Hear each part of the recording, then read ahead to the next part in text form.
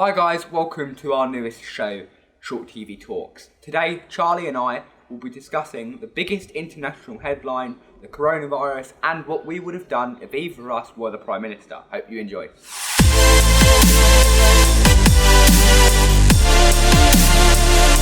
Hi guys, welcome back. There's a few things we'd like to say before getting into the video. Firstly, I'm Jacob. And I'm Charlie. Secondly, thank you to all NHS staff and other key workers for helping us get through this crisis. Lastly, everyone here at Short TV sends out their deepest sympathies to anyone and everyone who has lost a loved one during this pandemic. The World Health Organization declared COVID-19 a pandemic on March the 11th, 2020. A pandemic is an epidemic of a disease that has spread across a large region, for instance, multiple continents or in this case, worldwide. According to the WHO, on the 11th of March, there were over 118,000 cases and more than 4,000 deaths. Between COVID-19 becoming a pandemic and the 10th of April, the figures rose to roughly 1,650,000 cases worldwide, with roughly 70,000 of them being in the UK. The death toll was around 100,000 around the world, with the UK having almost 9,000 of them. This is according to the NHS and the World Health Organization. If you think you may have the virus, here are some symptoms to look out for. A high temperature and or a new continuous cough. Everyone is recommended to stay inside no matter their age or health conditions. Some advice from the World Health Organization is to wash your hands frequently, maintain social distancing, avoid touching your nose, eyes and mouth, and if you do, wash your hands again, to seek medical help early if you discover any of the symptoms we have spoken about, and to stay informed using the website below. We may not be able to give professional advice, but here is something we would like to say at Short TV. Follow the rules, stay indoors, and follow the guidelines given by the government. This is so we can beat this pandemic quicker and together. Last week, Boris Johnson was admitted to the intensive care unit with COVID-19, and thankfully, because of the great work of our NHS, he is recovering well and is out of hospital. But even during his time in hospital and self-isolating, he led a very sensible approach to this national emergency.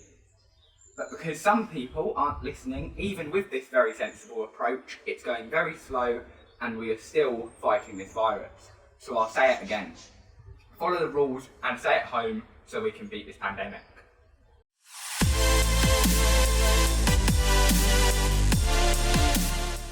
Okay, so we have looked at the factual side of coronavirus with me and Jacob, but now we have decided to let Zayn, our dad, ask us a few questions for me and Jacob to discuss together.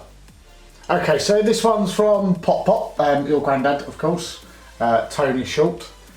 He wants to know what you would have done differently the second we found out this was a pandemic. Charlie, first of all. Youngest first. I would have definitely shut down airports, but there would have been a chance that other than for deliveries from other countries for PPE and stuff like that, I would have also shut down the docks. I'd probably do the same, because whichever way you're coming in, even if the cases aren't Waterborne.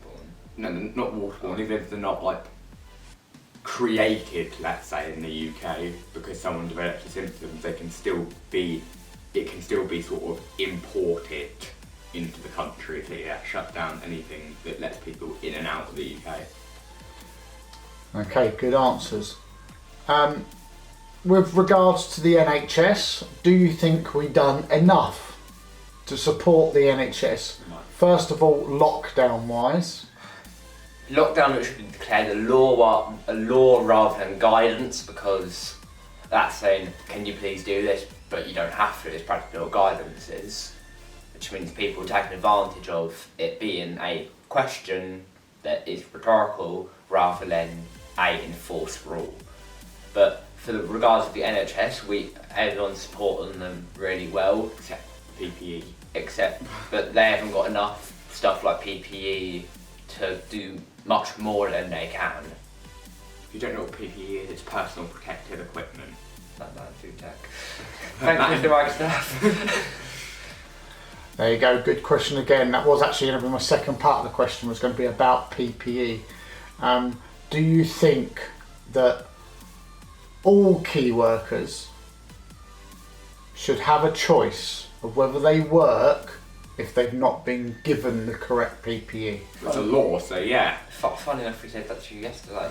I don't think that if they aren't being provided the correct PPE, that they should have the right to say, I'm not going to work as it's potentially not a safe environment, which could risk them getting the coronavirus. And of course passing it on to family members and other loved ones. You agree? Yeah. Okay, is there anything else extra, Jacob, you'd like to put across?